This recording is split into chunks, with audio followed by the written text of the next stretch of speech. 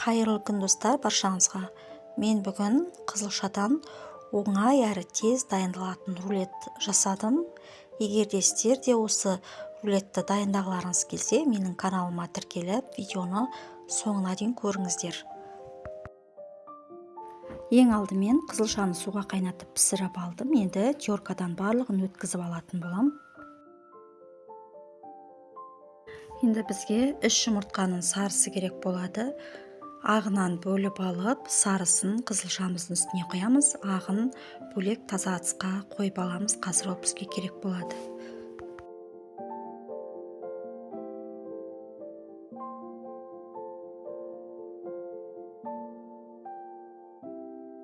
Бір шай қасық тұз қосып, жақсылап араластырып аламыз.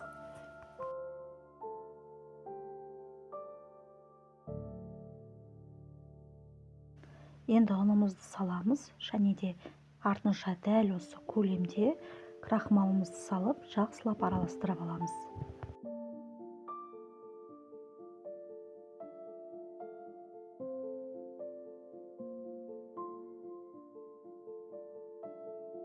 Енді 2 ас қасық сұйық майымызды құйып араластырамыз.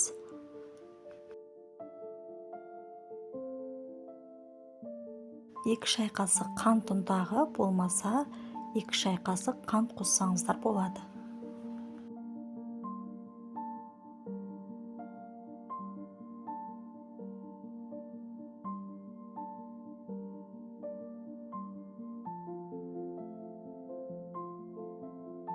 Бөліп алған 3 жұмыртқамыздың ағына 1 шай қасық қант қосып, миксермен ағарып, көпіріп, өз формасын ұстағанша араластырып аламыз.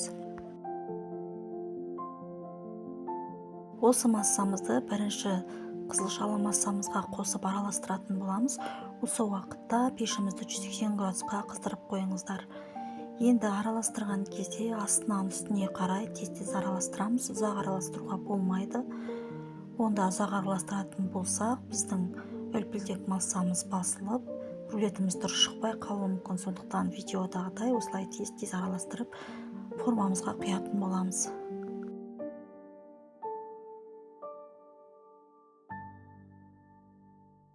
Формамызға салып, жан-жағын тегістеп аламыз. 180 градус қысып тұрған пеште 20-25 минут пісіріп аламыз. Начинкасын дайындаймыз. Сүзбелі ірімшігімізге свежий укропымызды майдалап турап салып араластырамыз. Осымен біздің начинкамыз дайын. Столымыздың үстіне пищевой пленкамызды төсеп дайындап аламыз. Қазір рулетімізді орауға осылай оңай болады. Міне біздің рулетіміз пісті. Пергаментімен бірге осы пленканың үстіне қоямыз. Және ақырын шетінен бастап біздің рулетіміз сынып қалмайтындай, яғни үзіліп қалмайтындай ақырын пергамент қағазынан босатып аламыз. Укроп қосылған начинкамызды барлық бетіне жеткізіп жағып шығамыз да, осы пищевой пленканың көмегімен бір шетінен бастап орап аламыз. Осылай орап алдық. Енді осы пленкасымен бірге холодильникке 1 сағатқа немесе морозильникке жарты сағатқа қойып қойсаңыздар, жақсы туралатын болады біздің рулетіміз.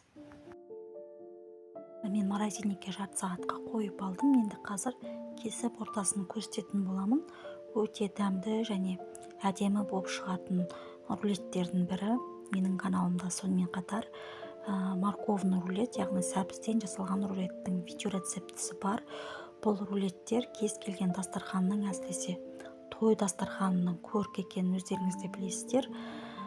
Достар, егер де менің видеоларым сіздерге ұнап, көңілдеріңізден шығып жатса, міндетті түрде маған тіркелмеген болсаңыздар тіркеліп, лайк басып, комментарий жазып қоюды ұмытпаңыздар.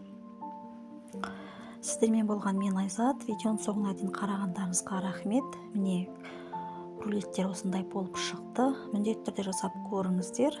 Назарларыңызға рахмет. Сіздермен болған мен Айзат. Келесі видеода кездескенше аман есен сау болыңыздар.